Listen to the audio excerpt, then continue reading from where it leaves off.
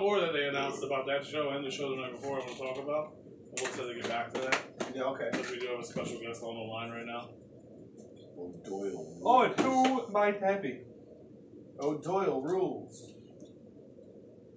But yeah, we got the Class holes? motherfucking LSP. 1/3 of the Underground Avengers, the motherfucking tunnel runner, LSP's own Claas. What's up, brother? You there?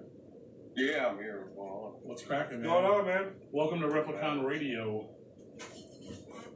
Nice. Thank you guys for having me. Hell yeah, man. Absolutely. I heard you're a bit under the weather, so we appreciate you still continuing to Follow through. do this with us. Yeah, no problem. If I cough and sound like complete shit, that's my bad. It's alright. We sound like complete shit every Monday night, so You'll fit right in. You're gonna fit right in there. Yeah. So let's. You're apparently a mysterious man, from what I'm told. I am. You're hard to find information about. First of all, I want to say congratulations though on your wedding anniversary last week. Oh, appreciate it. Yeah, Thank you very much. congratulations. Oh yeah, man. That's Absolutely. dope. So basically, what we like to do is we like to go back in time and figure out what happened to you and why you ended up in this world that we all fucking live in, of the wickedness and the underground and everything else. I know back in, so let's say Full Scale Riot with McNasty in 2001. How did you get to that point? And then what led you all the way up to LSP? To start, I was originally working for a website called Riders.com for the, unknowing, that was one of the original Juggalo websites, way back, early 2000s, late 90s. So, the guy that ran Riders also had a record label called Riders Records. And at that time, McNasty was an artist on the label. And it just so happened that he also lived in Oklahoma, about 2.5 hours away from me in Denton, Texas. And so we kind of talked, made a friendship. I kind of wanted to dabble in rap, see how it went. And he was completely down to fucking let me. So one weekend he drove up to Texas with all of his recording shit. And we sat down and wrote an entire EP. So that's how all that started. And that's when you guys did the full-blown riot? Yeah, Full Scale Riot. Full Scale Riot. That's what I said. Yeah. So, No. I don't know what Full Scale Riot now. He says he kind of likes We gotta go Full-Blown back Riot and fuck it. Now he wants to remix it. We're as literally Full-Blown gonna get in Riot. the time machine and go back to 2001 so we can change the title of the record because I fucked it up. Rewrite as much history as I can now. Hell yeah. Now he's got more material to work with. I mean, technically, you can change it however you want, man. We can even do like there's like a, what's it, I was talking about earlier with the Bernstein Bears and all that shit. Oh, yeah. I don't know. I mean, with the FBR thing, there's so many Caps Blue Ribbon options for logos. Hell yeah. There you go. Yeah, just read, that'll be the new version. Oh, yeah, we'll just start a whole new one. Yeah. It'll just be Full-Blown Riot. Instead of on Riders Records, it'll be on Lotus Records. Yeah, we'll make a choice to either go either this formerly known as Full Scale Riot or completely go away from it and say we are not the same guys as Full Scale Riot. I'm sure McNasty would be down, man. He's always down to do some silly shit. I feel like though I'm gonna have to dress like Hulk Hogan because he loves Oh, Yes.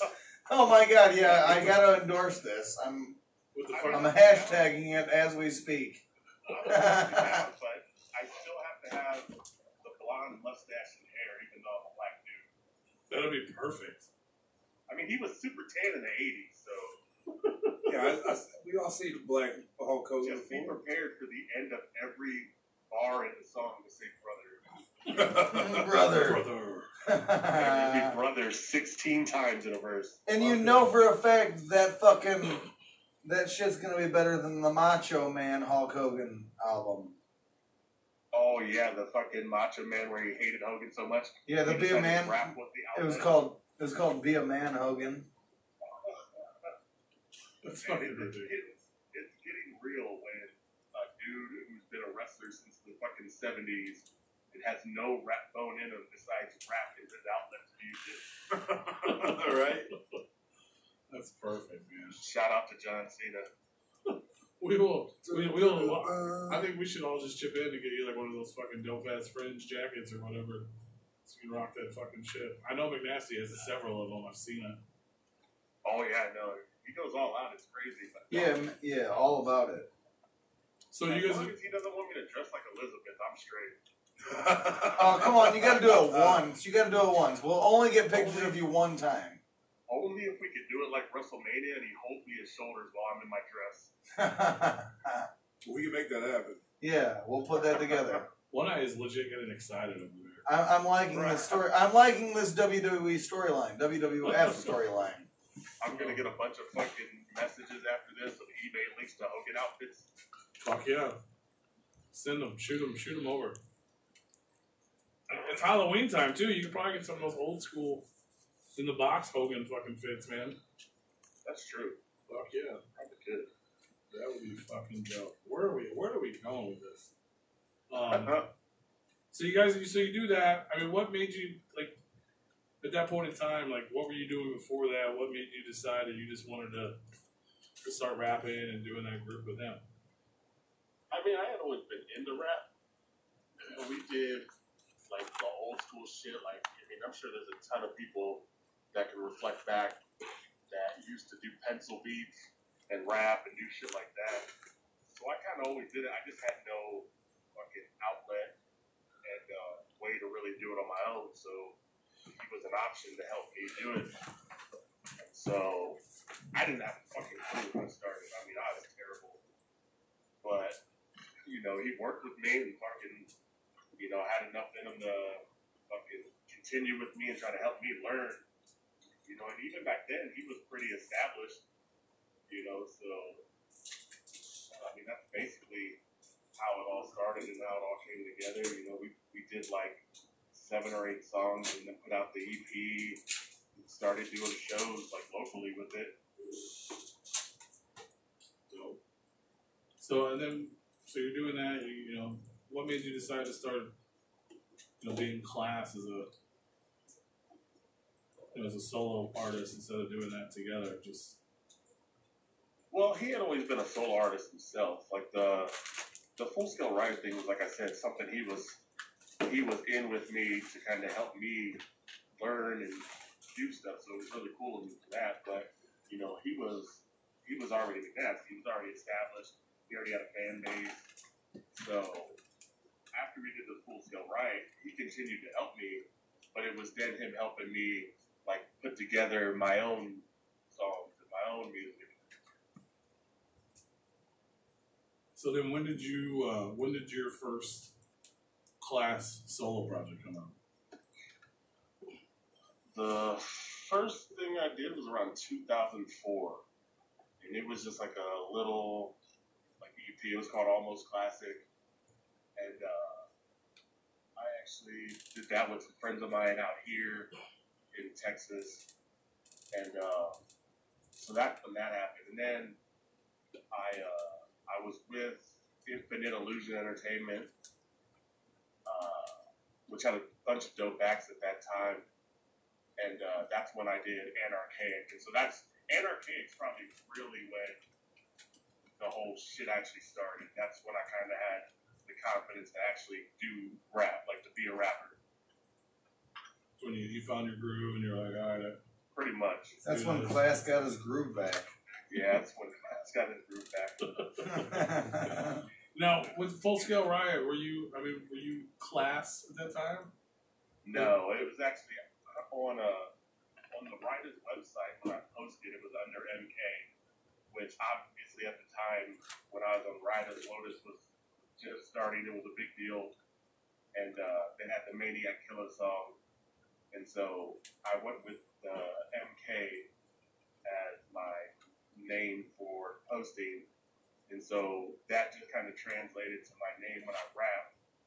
And then I decided later to change it to Claas because it's actually a root form of my real name.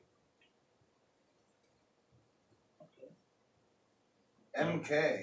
Wasn't there Maniac like a Killer. YouTube comedian by the name of Maybe. MK? I mean, those are like initials. One, it could be a lot. Yeah, I It understand. could be Mortal Kombat.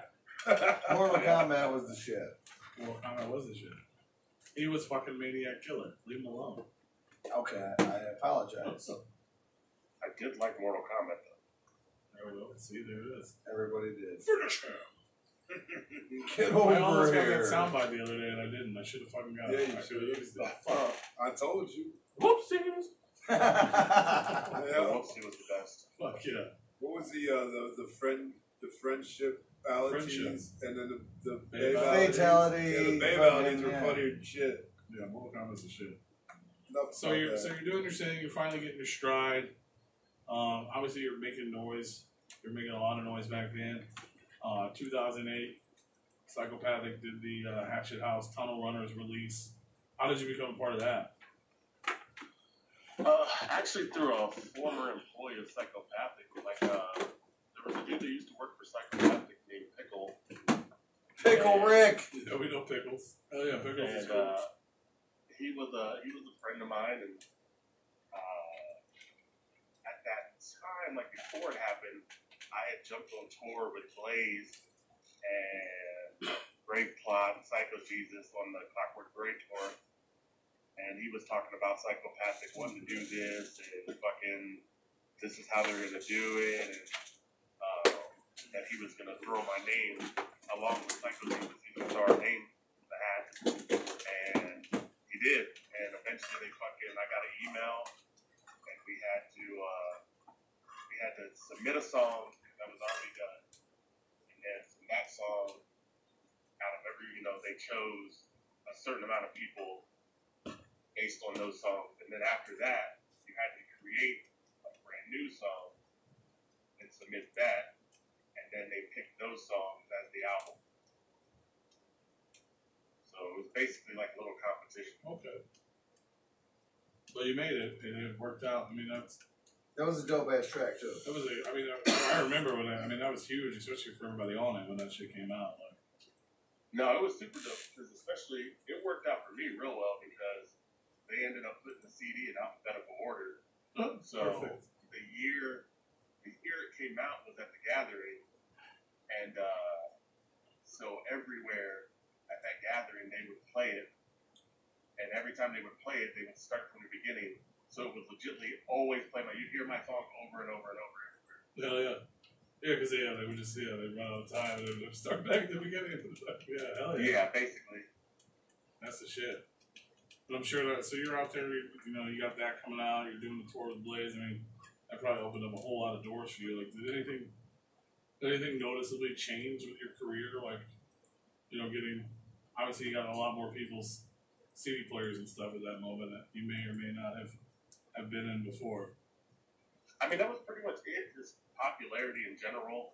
I mean, at the time, I was also fucking with Low Key and all that for the Mission Effect Day, Yes, sir. which was beginning to grow its own legs. I mean, so between Tunnel Runners that had Low Key, me, Jay Reno, fucking Psycho Jesus was on it, and then Mars was on it, and then the Mission Effect Day, which also had all of us in it. Oh, yeah. Like, it kind of took off on its own. Like, that's probably one of the points in my rap journey where I gained A pinnacle. Yeah.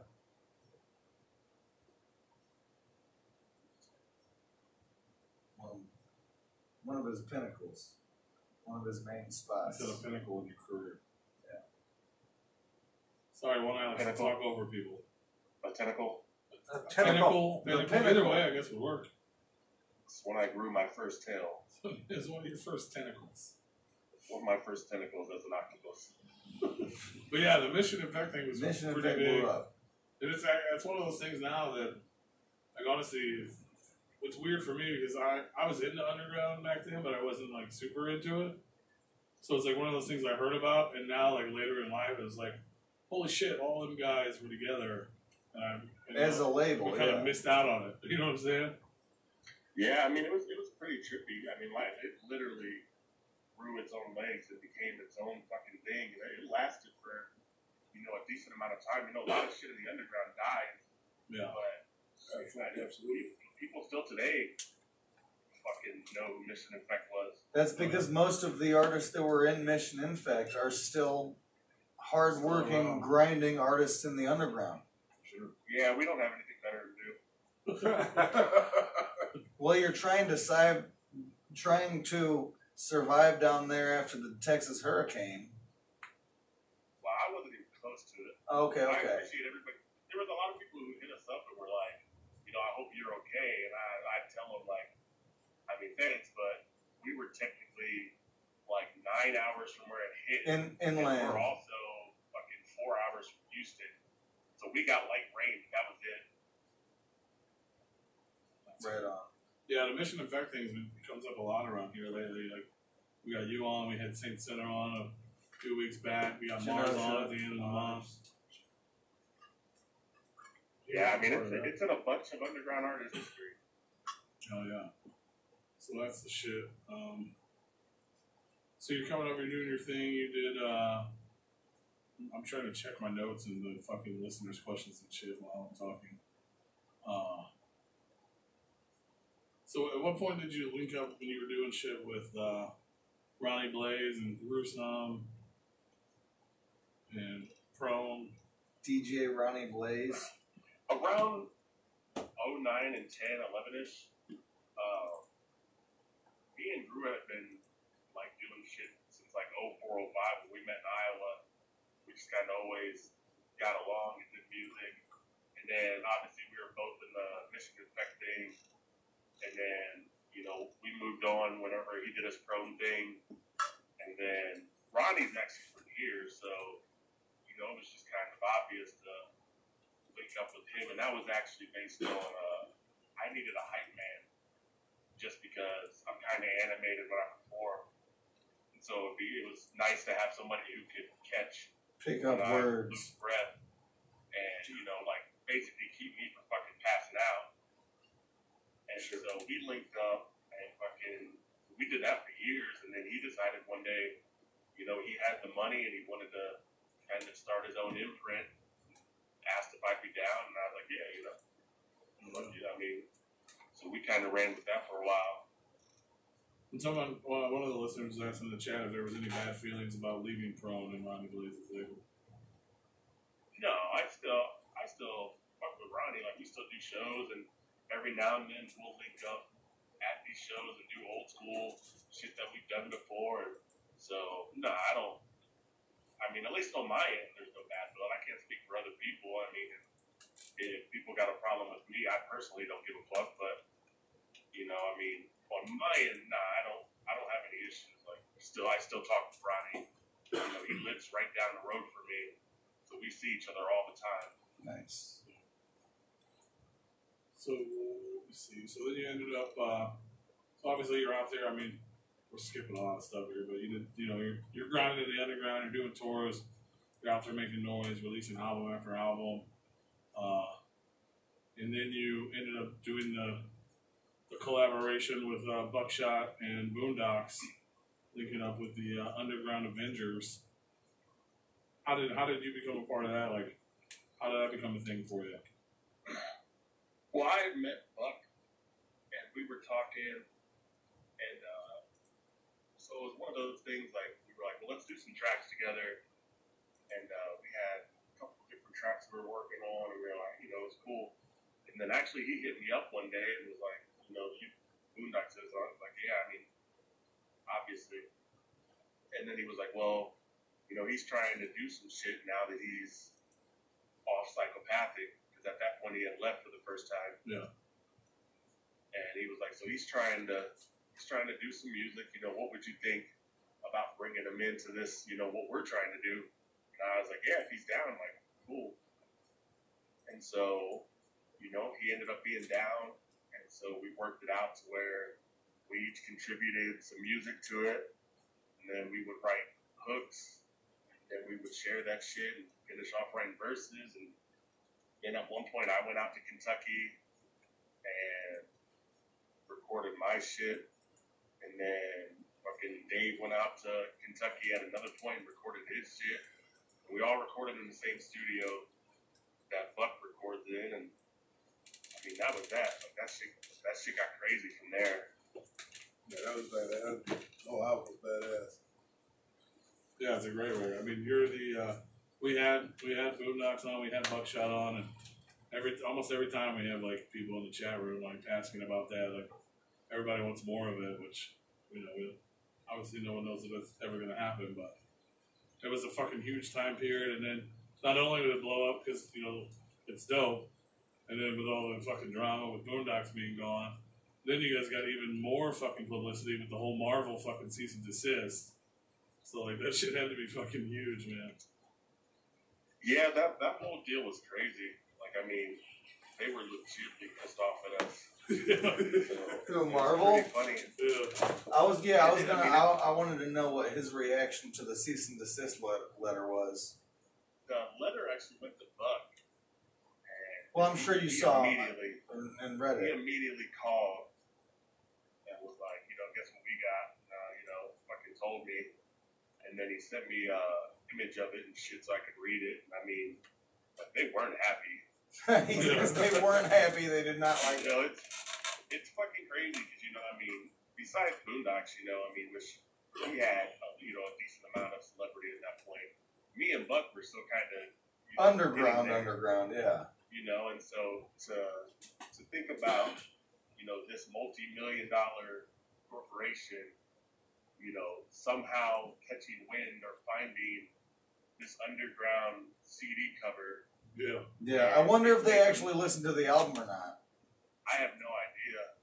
I mean, 'cause we also stole fucking sounds from the Avengers movie. Yeah. So. God damn it.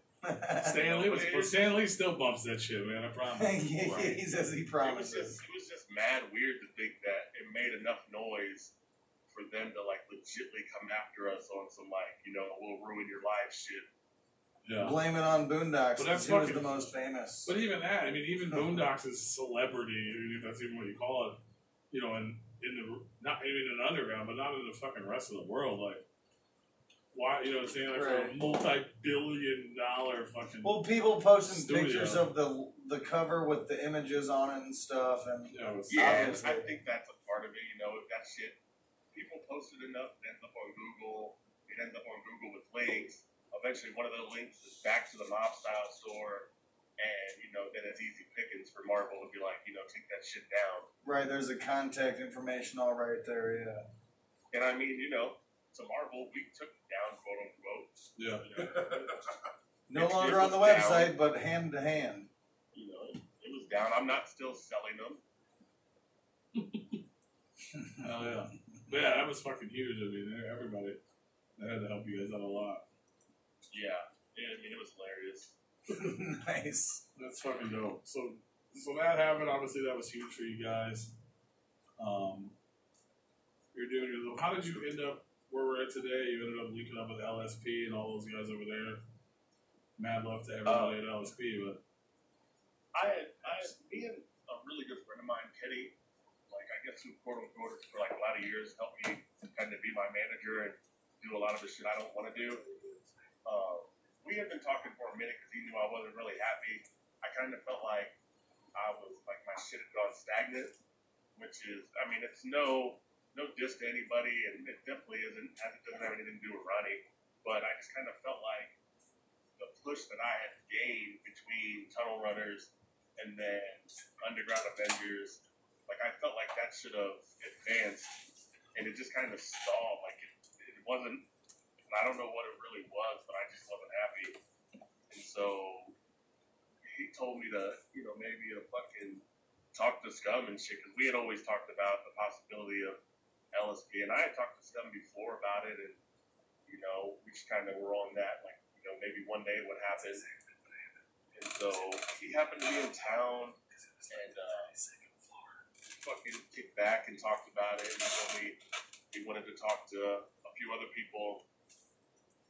And then we all linked up in Austin for a show, and it kind of felt like it was a fucking trial by fire. It was half of LSP was on the show, plus two of the owners, and then there's plus the merch people, and then there's me and like on stage like performing for him.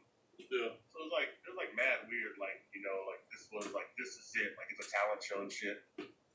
But he fucking ended up hitting me up later and said everybody was down, like they were down if I was cool with it, and we fucking ironed out a contract, and you know that was that. Like I fucking joined LSP, you know, and probably haven't been as happy as I am right now in a long time overall with my career.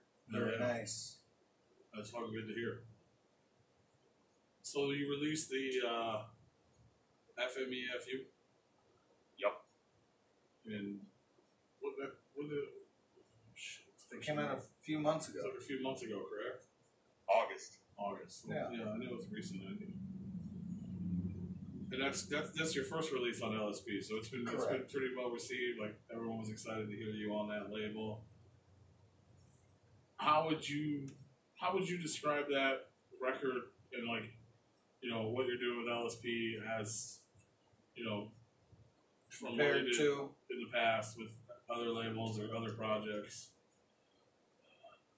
Honestly, like in my opinion, it's probably the best work I've done. Just purely in my opinion, the amount of work I put into it, the amount of work and effort we put into the way it was mixed, the amount of effort and work we put into the way it was mastered, the way it all sounds, like it's by far probably, in my opinion, my best work.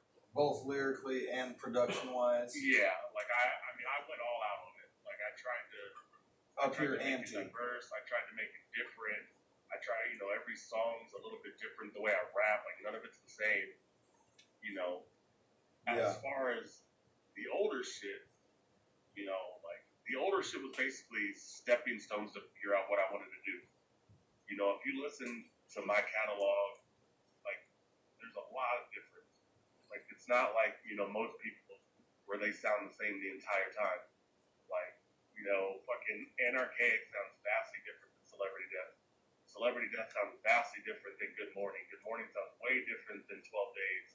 You know, and so on. And then none of them really sound like F Me F You. You know, they're all put together to basically build what I did on F Me F You. Like I grabbed bits and pieces of what I enjoyed from what I've done in the past and basically created a monster. And so that's the change. Like everything I've done up to now has just simply been to create who I am now. And that, like now I'm as confident and as I've ever been in who I am as an artist. Like I know who I am now. And it took 15 years. But like I completely understand my identity as an artist and what I want to do and what I can do and how I can do it. Oh yeah, man. That's fucking dope. That's exciting. That gives everybody fucking, you know, obviously you being, you know, with that attitude, it's gonna make the listeners be fucking super excited to hear what you have to say now. So yeah, I hope so. Awesome. I mean, like I feel like it took a long time, but I truly feel like I'm at the top, like the peak of my game, like, you know, and I don't plan on it fucking going down yet. So I mean, like at this point, I'm aiming to just make like really ridiculous ass shit from here on out. Fuck yeah. So not only are you on the top of your game on this record, but you got a lot of dope ass fucking features like Donnie Menace, Kung Fu Vampire, Recognize, Lex the Hexmaster, the entire fucking Snuff crew on one fucking track. That's fucking dope. Yeah, I mean everybody, like it's fucking crazy. Like everybody that I got at, like they jumped on it. You know, I've made good friends over these years. You know, doing what I do and being who I am. Like I've made a lot of friends. Oh, yeah. They were all willing to hop on these songs for me. And not only did they hop on the songs for me, but like none of them like didn't go full out on it. Like it's absolutely ridiculous. You know, some of the verses that these guys did for me. Fuck yeah, man. That's fucking awesome. It's wild because, you know, like the Lex track, I had a verse written for it. And I recorded it, I sent it to him, you know, and fucking, he sent me the verse back, and I literally thought his verse was so dope that I scratched everything I had done. and I redid my entire verse for that song, just because I felt like he was gonna outshine me on my song. Fuck yeah, man. Yeah, that's the shit. We're gonna bump some of that here in a minute as well. Let me see what. Sick Gang. Is that a question, Lana? Yeah, let's get into some Sick Gang. How did all that come about? Statement. Sick gang, sir. Question mark. Sick gang were the homies to begin with. Like I was fucking with Diabolic when I first got on LSP, and then Donna Rice hit me up a while back for a track, and I've been fucking with him ever since. Like, that dude is probably one of the most talented people I know. Like, legitly, like, that dude is by far one of the most talented people ever. Like, you know, he's the one that mixed my entire fucking CD. On top of the fact that he can rap, he can sing, like, it's fucking ridiculous. It's an overabundance of talent. So I was cool with them anyway, and like, to be real fucking honest, like, they were doing their thing, and then, you know, Diabolic's over there popping out babies, you know, one after another. So he kind of wanted to chill for a minute, but, you know, Don still wanted to do some Sick Gang shit, and so D, you know, Sick Noise, who's my hype man, and he's also his own artist, and then there's another dude out from out here, Kellen, fucking Champa. Champa's the shit. He's from this area also, and Don is legitimately only like 2 hours away from us.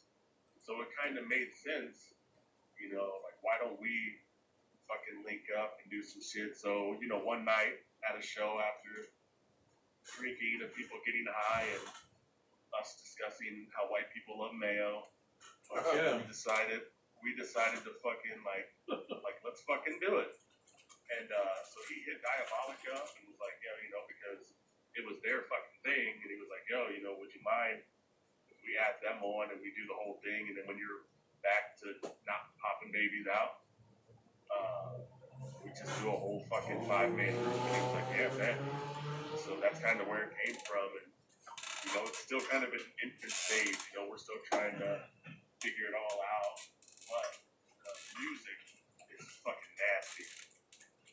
Like, it is super nasty. Like, some of the shit we've done that hasn't even come out yet is like fucking, it's gross. Like, that shit is gross. Nice. I had never heard about D-Nice, Sick Noise D-Nice, until the Dallas-Fort Worth stop of the Snuff Reels tour that I was on with Spade Ripper and Insane Poetry. And that's whenever I first heard about D-Nice. Yeah, he's been fucking with me for maybe like 3 or 4 years now as my hype man. Right. And he was a solo artist before that. Like, I met him and we talked and chopped it up, and you know, I just kind of told him, I was like, yo, you know, like, you know, I need a hype man. I'm kind of trying to do a whole new thing, you know, as far as the tone of my shows. Like, I'm trying to kind of go over the top. He's got mad energy, and I asked him if he'd be down, and like, we linked up and put it together, and shit's been fucking ridiculous every night, like, ever since then. And I mean, he's dope as fuck on his own too. Like, you know, he's got this like Texas and New York vibe because he lives here, but he's from there, and you know, he's got bars like crazy. Absolutely. That stop of the tour was actually, of the Snuff Reels, the Dallas-Fort Worth date was actually the best date of the whole tour, I'd say. Yeah. Yeah, we've been trying to build a scene out here. It's a little difficult, I'll be honest with you, man. Like, it's hit or miss. There's a lot of like weird infighting in this city. Like, it doesn't make any sense, but That's probably, I'm sure that's all over in all the scenes and specific spots and shit. It's very not unity up here either. Yeah, we want to build that Denver look. That Denver look is crazy. Yeah, Denver's got the fucking hookup. Them and fucking my dudes out there in fucking Wisconsin, like, they do it big also. Yeah. Wicked Wisconsin. So, is there any tentative or speculation on when we can expect to hear some of that music? The Sick Gang shit? Yeah. I won't, like, I don't know. It'll be soon. Like, I just got finished with my album, and then, Don just got finished with his, and Champa's working on one for the beginning of the year, and D's always working on something. So it's just a matter of us being able to sit down and put some shit together. And then I got another project with Hex Rated called Violence that we're getting ready to work on also. And so it's busy, but it'll come. Music will come. I think we're releasing a single here soon, actually. I don't remember exactly when, but don't be surprised if one pops up very soon. Sick Gang did put out a little hard copy of something. I have it at the house that I got at that Texas date of the tour.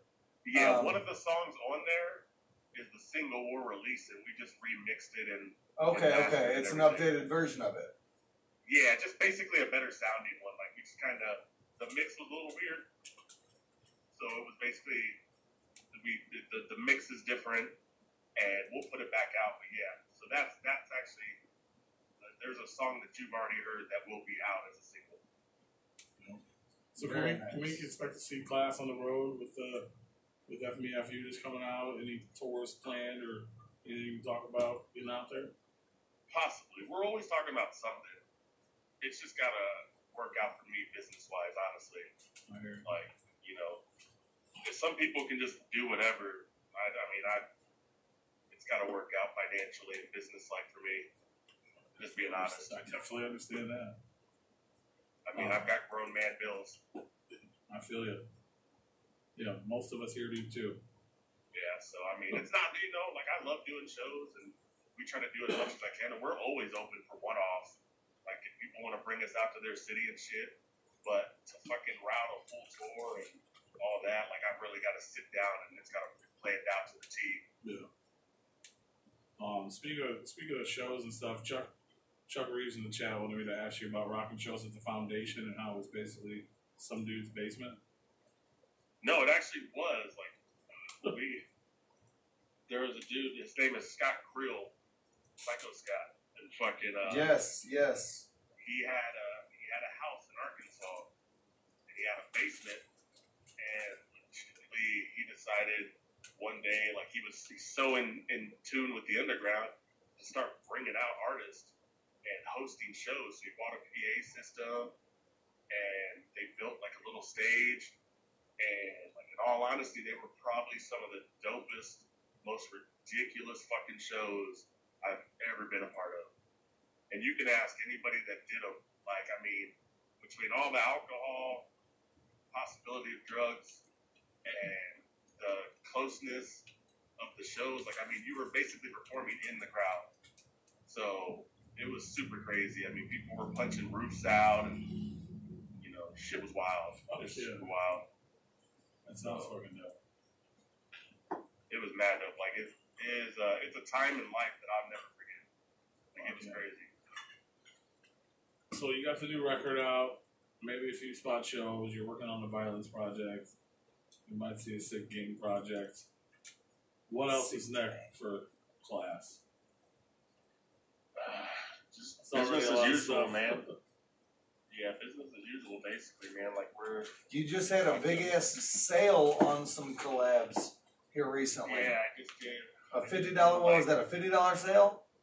Nah, I did it lower than that. 25. What was it? 25? Yeah. That's what it was. That's what it was. I remember seeing that, and that's the fucking humongous deal. God damn it! You're never gonna get that deal again. I didn't respect my own popularity on that one. Yeah, you lowballed yourself. That whipped my ass. I'll be honest. Now you owe a lot of motherfuckers some words. I'm still catching up. I only got a few more to do, but I'm like in the 30s or more, and I would get the beat, write it, and record it all in like one day. Like I was doing 4 or 5 in a day. Like I was knocking them shits the fuck out. That's a lot of writing to beats, man. That's a lot of work. But yeah, I whipped my own ass with that. But it's whatever, man. Like it just puts me on. Absolutely, a lot of new people hearing you. Yeah, and just a lot of new Claas bars. It's whatever, dude. I've never really been too much about the money. It's always kind of been whatever to me. So it was cool. I did it expecting a few people to hit me up, and actually way more people hit me up than I assumed was going to. But I came through in the clutch for all of them. Oh yeah. So we can expect to hear a lot more Claas collabs here in the near future. Yeah. People are going to start flooding the fucking Facebook and YouTube with Claas collabs. You'll hear a lot. So we can look forward to that. And I'm always down, man. Like I'm always down trying to get on more shit. And shout out to the homie ABK. He put me on his last record. So that was dope as fuck. Yeah, the collab album. Yeah, we did a track called Hallelujah, so that was dope. Nice. And other than that, man, I'm currently working on like an EP. I'm currently beginning to shop for beats for a new album. Like I'm always doing something. What's the sound of your new that you're looking for? The new one's hard to explain. Like if you legitimately want to know because you have somebody that is or makes beats and shit. I know beat makers. I'm pretty sure a couple of us here know beat makers here in St. Louis. Just I don't know how to explain it. Like it's like a detailed explanation. Like I would literally have to write it out. Like I've got an idea that I've had for years, and I always said I wasn't going to do it until I felt like I was at the top of my game. So you were ready. I feel like I'm at that point, and so I want to do this record, which will probably be absolutely fucking ridiculous. Do we get a hint on what that is Super or no? dope, intellectual, fucking crazy, fucking concept record from Claas coming someday. Professor Claas. It could be very conceptual. Fuck yeah. Professor Claas coming. Either way, there's a lot of new music. There's going to be a ton of collabs. You're going to be scrolling through your Facebook feed, and you're just going to see a bunch of fucking Claas holes everywhere. Class holes galore. That's fucking dope, man. It's good to hear a lot of good shit coming from you. The underground is thriving. A lot of music, a lot of me fighting mosquitoes. You fighting mosquitoes. We're in here fighting horseflies, bro. Horseflies? That's fucking Yeah, we got nuts, horseflies man. here. I had a fly fucking bulking. It's a big ass. He said, fly. "What is a horsefly? You don't know about a horsefly? It's I've never seen a horsefly. oh fuck! It's Okay, you take a normal housefly and you times that by like 3. You And pump then it full of fucking steroids. it's and like then, a wasp with extra long wings. and then it's Yeah. got fucking teeth. And this is the Yeah. baby one that we had in the studio. That's literally what it looked like. It looked like it was fucking working out. Horseflies have teeth. It's like a wasp with longer wings, and they hurt worse. It's Got a about fucking saddle in a mane. Yes. I said when I'm it's about the size of a quarter. It kills horses. It's like a tiny winged fucking Budweiser horse. Yeah. And Yeah, it punched me in the fucking forehead. That shit was all it funny. flew Punched right me up in on the him and forehead. just It was it amazing. didn't punch you. It headbutted you. That motherfucker That's literally, right. like, we tried to fucking smash it. They pretended it was dead.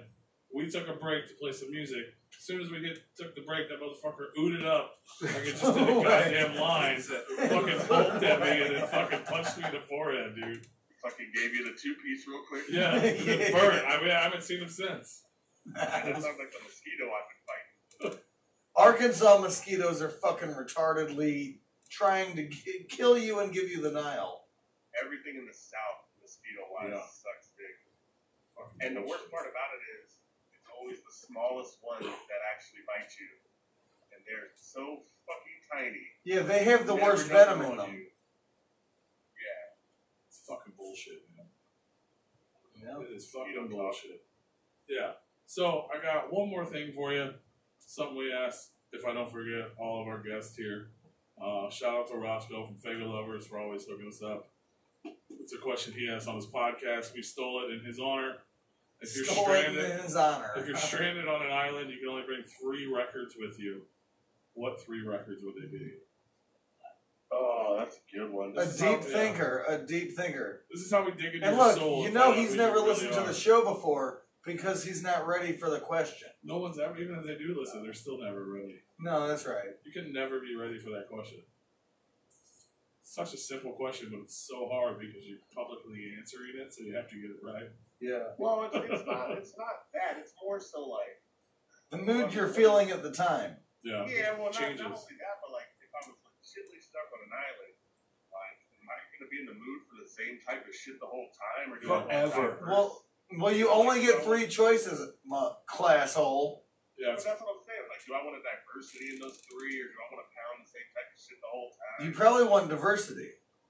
But I don't know. I I mean, I met you, but I don't know what you want. I mean, but if I'm stuck on an island, I might just want, like, Jimmy Buffett. Adam stuck on an island.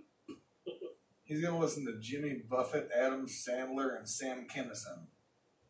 Those are wise choices. So those are good choices. Thank so- you, thank you.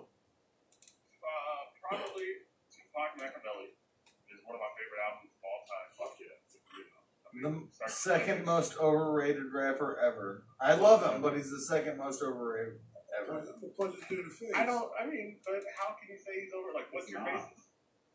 I mean, it's just, I love Tupac, and I'll always be a Tupac fan. I've always been a West Coast guy, not an East Coast guy. But, I don't know, I guess after this much time, it's just, rappers today are way more bar and rapper. Rap is different today than it was then. He doesn't know. He's just watching. Yeah, but I mean, we're talking about a dude who would go into the studio and knock out like 20 songs a night. Yeah, and he was a Yeah, poet. right. He was a poet, and he 20 touched fucking lives. platinum fucking top 40 fucking singles. Yeah. I mean, he came out of jail and did a double album. That's what happens when you're on Suge Knight's label. But then a year after that, he did another double album, and then he did a EP and died. Yeah. And they're all dope. Pac's the shit. I reject your deposit. Tupac is the shit. I agree. I agree with Hey, you. Class, Alright, so- you are more than welcome to tell one I shut Everyone the fuck agrees up. except for one eye. He just says things sometimes. Don't worry Now about that, him. now that One Eye is no longer in the conversation, Tupac Machiavelli, it's a great album. Posthumous, so it's fucking incredible. Probably the oddest one that a lot of people won't even know or think about or wonder what the fuck is To Live Quality. Like, it is probably one of the best rap albums in the last 20 years. That dude just doesn't have, I mean, he's super famous in some spots, but not in others. And so he doesn't get the hype, but that fucking album, absolutely incredible rap wise. I'm down with To Live. And then just to have some fucking difference, let's say, I'll keep it rap, and it would probably be Cage, Movies for the Blind. Well, I'm a huge Cage fan. That is I a think that dude, good list. I think that dude is super weird, but it translates into his music, which a lot of people, you know, they might be one way, but their music doesn't reflect it. I think that dude's music is every bit of a reflection of how fucked up his life is. Yeah. So probably those three. They're all diverse, you know, gangster rap, normal rap, and fucking, you know, kind of underground indie rap. Weird So rap, yeah. A lot of people got introduced to Cage this year because of The Gathering. Hey, Absolutely. Class said you're no longer in I this was like, conversation. Get out of the I was conversation. the only person in a section of 100 people that knew any of the lyrics to Cage. yeah. Everybody was looking at me awkwardly, you know, like I had stole their babies or something. Stole their babies.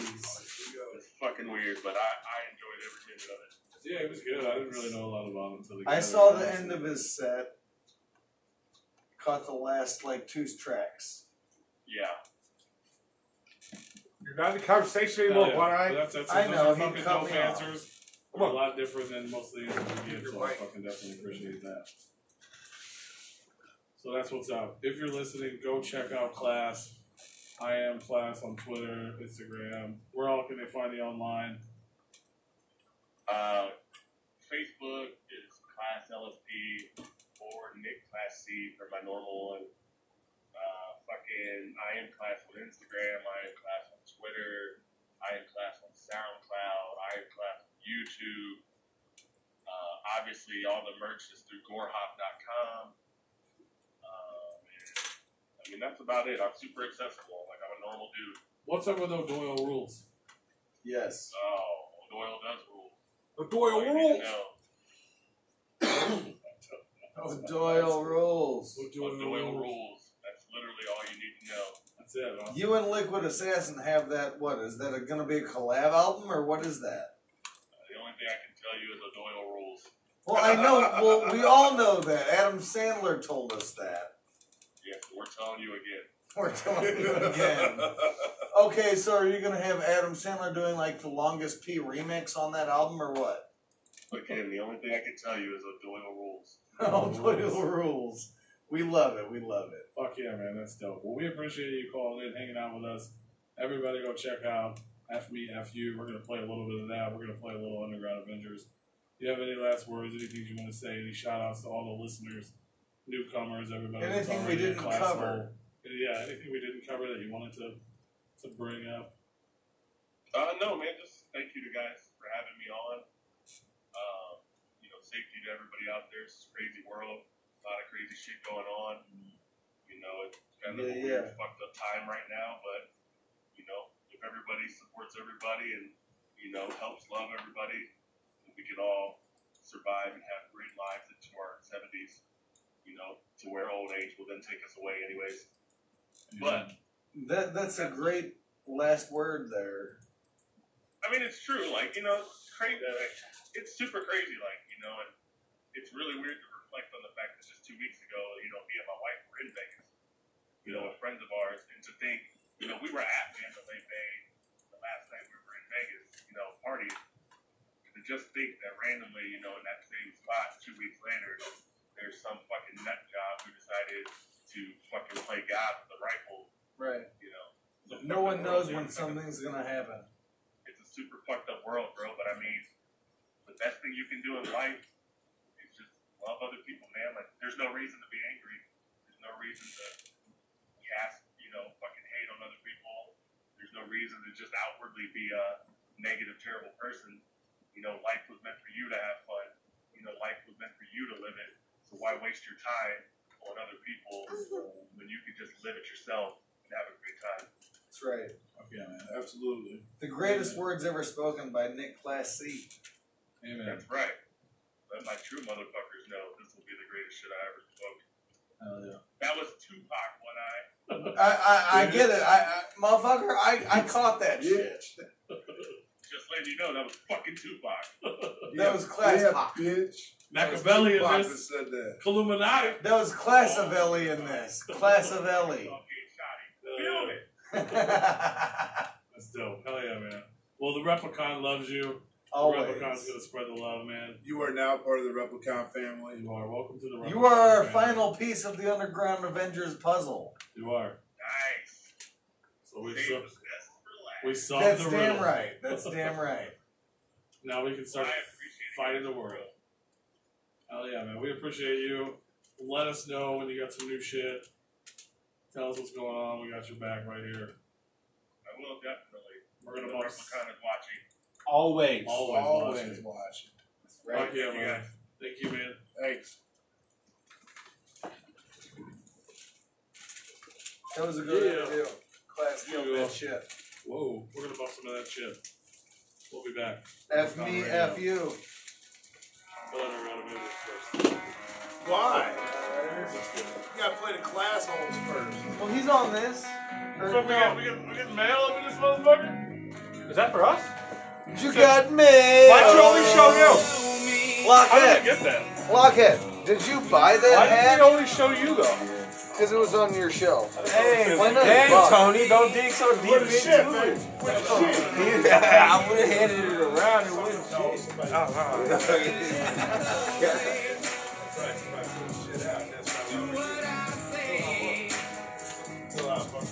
What was that, for fucking credit? It's just a business owner or Replicon radio show. Why you opening our mail, Lockhead? He told me. He said, What was it? Just fucking advertisement? yeah, so far.